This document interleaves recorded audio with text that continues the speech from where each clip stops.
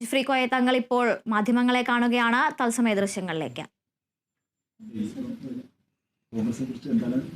അല്ല, കോൺഗ്രസ് ഉഷാറാ, അതിനുള്ള അയാൾ പ്രസിഡന്റ് ആയിക്കുന്നത്. അല്ല, നിർദ്ദേശങ്ങൾ എന്ന് പറഞ്ഞാൽ പാർട്ടി ശക്തിപ്പെടുത്തണ്ടേ, അടിത്തറ ഒക്കെ ശരിപ്പെടുത്തുന്നു ഒക്കെ, അതിനോട് ബന്ധപ്പെട്ട കാര്യങ്ങളൊക്കെ. പിന്നെ നിർദ്ദേശം മാത്രമല്ല, ആശീർവാദം കൂടി ആവശ്യപ്പെട്ട് വന്നതാണ്.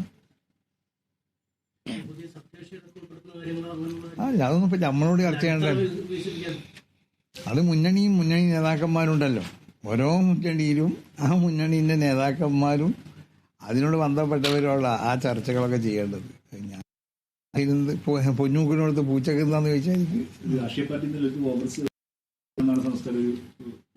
അല്ല, ഇവിടുത്തെ ഈ പിന്നെ മതേതര മറ്റ് ന്യൂനപക്ഷ അവകാശങ്ങൾ ഇതൊക്കെ സംരക്ഷിച്ചു പോകണം. എല്ലാ പാർട്ടികളും അങ്ങനെ പോകണം എന്നാണല്ലോ, കോൺഗ്രസ് മാത്രമല്ല.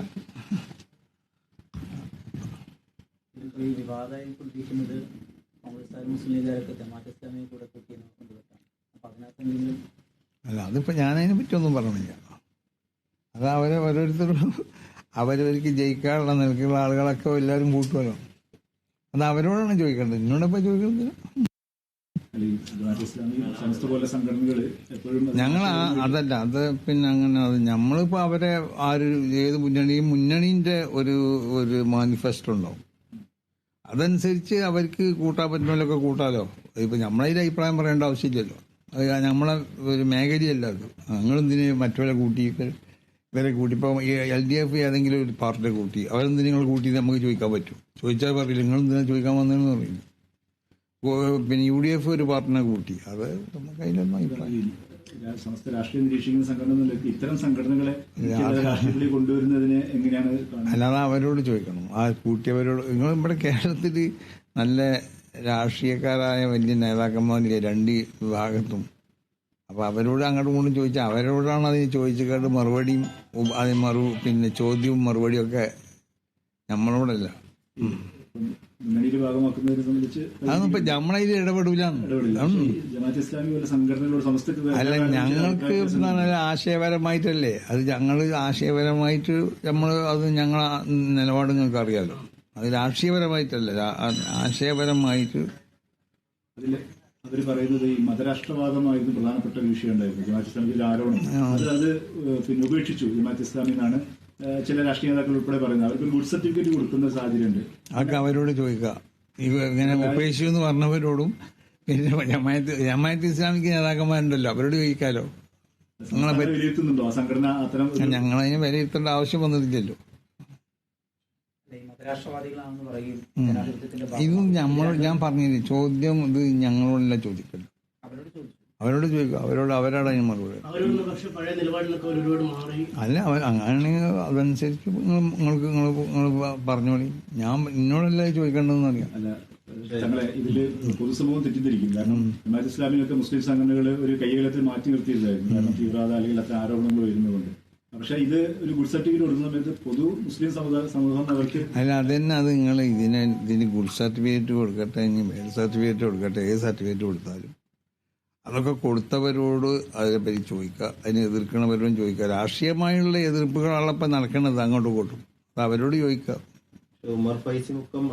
അയാൾ പറഞ്ഞത് എന്നോട് പറയാൻ പറ്റില്ല. ഞാൻ അയാളോട് അത് അയാളെ വ്യക്തിപരമായ അഭിപ്രായമായിരിക്കും. അയാളെന്തോ പറഞ്ഞിട്ടുണ്ടെങ്കിൽ നമ്മളോട് ഈ രാഷ്ട്രീയം മാറ്റി വെച്ച് കഴിഞ്ഞാലും ചിലൊരു സംസ്ഥക്കൊരു അത് നമ്മൾ പിന്നെ പ്രഖ്യാപിക്കും. ഒരു മാറ്റം അല്ല, അത് അങ്ങനെ ചോദിക്കണ്ട. സമസ്തന്റെ നിലപാട് എന്താന്നുള്ളത് നമ്മൾ പ്രഖ്യാപിച്ചു കഴിഞ്ഞതാണല്ലോ. സമസ്തന്റെ നിലപാട് മുമ്പേനെ പറഞ്ഞതല്ലേ. അതെ, പിന്നെ അതിനെ പറ്റി ആലോചിച്ചിട്ടില്ല. ആലോചിച്ചാലല്ലേ പറയാം. എന്നാ കഴിഞ്ഞില്ലേ? അത് പലതും ഇങ്ങനത്തെ പല സംഭവങ്ങളും ഉണ്ടാവുമ്പോഴും നമ്മൾ കേരളത്തിന്റെ ബഹുമാന്യനായ മുഖ്യമന്ത്രി ശ്രീമാൻ പിണറായി വിജയൻ നമ്മൾ അവരെ മുന്നിൽ വിഷയങ്ങൾ അവതരിപ്പിക്കലുണ്ട്. അതിലൊക്കെ പലതിനും അയാൾ അനുകൂലമായ നിലക്ക് അനുഭാവപൂർവമായി അത് കണക്കിലെടുക്കുകയും പരിഹാരങ്ങളൊക്കെ ഉണ്ടാക്കിയിട്ടുണ്ട്. അതുപോലെ ഇതും ചെയ്യും എന്നുള്ളതാണ് നമ്മളെ പ്രതീക്ഷയും പ്രത്യാശയൊക്കെ. അതെ, അതന്നെ പറയണത്. അതിപ്പോ അങ്ങനെ പറഞ്ഞല്ലോ. ഞാൻ അത് മുഖ്യമന്ത്രിനോട് നമ്മൾ പറയലുണ്ട് ഇങ്ങനത്തെ പ്രശ്നങ്ങളൊക്കെ വരുമ്പോൾ. അപ്പോൾ ആ പ്രശ്നങ്ങളൊക്കെ അത് അനുഭാവം സ്വീകരിച്ച് അതിനെപ്പറ്റി ചർച്ച ചെയ്ത് അതിനെപ്പറ്റി ചിന്തിച്ച് നല്ല മറുപടിയാണ് മൂപ്പരിൽ നിന്നുണ്ടാവല്, പരിഹാരങ്ങൾ ഉണ്ടാവലുണ്ട്. അതുപോലെ ഇതുണ്ടാവും എന്നാണ് നമ്മൾ പ്രതീക്ഷിക്കുന്നതെന്ന്. ഇന്നലെ മുഖ്യമന്ത്രിയുടെ ഭാഗത്തുനിന്ന് വലിയ പ്രശംസ സംസ്ഥക്ക് മുഖ്യമന്ത്രി മാത്രമല്ലല്ലോ, പ്രതിപക്ഷ നേതാവ് രണ്ടാളും പ്രശംസിച്ചു. എല്ലാവരും പ്രശംസിക്കുമല്ലോ, അതിൻ്റെ ഒരു ഭാഗമാണ് അപ്പോൾ പരിപാടി വന്നതൊക്കെ.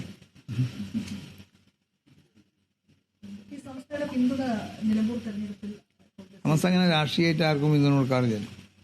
സമസ്തയുള്ള വ്യക്തികൾ അവരെ ഇതനുസരിച്ച് ഓരോരുത്തരും വോട്ട് ചെയ്യാം. നമ്മളതിലാരും അങ്ങനെ നമ്മൾ പറയാറില്ല. അല്ല, അതൊന്നും ഇപ്പം അത്ര ചെക്കി കുത്തി ചോദിക്കേണ്ട സംഗതിയല്ലല്ലോ. അത് സ്വകാര്യമായിട്ടുള്ള വോട്ട് ചെയ്യാന്നൊക്കെ പറഞ്ഞാൽ സ്വകാര്യമായിട്ടല്ലേ. നമ്മൾ 4 ആളെ കുട്ടികളും വോട്ട് ചെയ്യില്ലല്ലോ. വളരെ മറച്ചൊരു മറൻ്റെ ഉള്ളിൽ പോയി സ്വകാര്യമായിട്ട് നമ്മളെ അവകാശം നമ്മൾ നിർവഹിച്ചു പോരുന്നു. സംഘടനകൾ പലപ്പോഴും ശരിദൂരമെന്നും സമദൂരം എന്നൊക്കെ പറയാറുണ്ട്. അങ്ങനെ എന്തെങ്കിലും ദൂരം പ്രവർത്തിക്കുന്നുണ്ടോ എന്നതാണ്. നമ്മളിപ്പോൾ ഒരു ദൂരത്തും ഇല്ല. നിലമ്പൂരിൽ നമ്മൾ തമ്മിൽ കുറേ ദൂരമുണ്ട്. ഇപ്പോൾ ആ ദൂരമുണ്ട്. പിന്നെ ഞാൻ നിലമ്പൂരെ വോട്ടറോ പിന്നെ വോട്ടർ പട്ടിക പേരിലുള്ള ആളൊന്നുമല്ലല്ലോ. എൻ്റെ മണ്ഡലം വേറെയാണ്. അപ്പോൾ അതവിടെ 2 ശക്തമായ മുന്നണികൾ തമ്മിലുള്ള പോരാട്ടമാണ്. അത്രേ പേരെ പറ്റി പറയുള്ളൂ.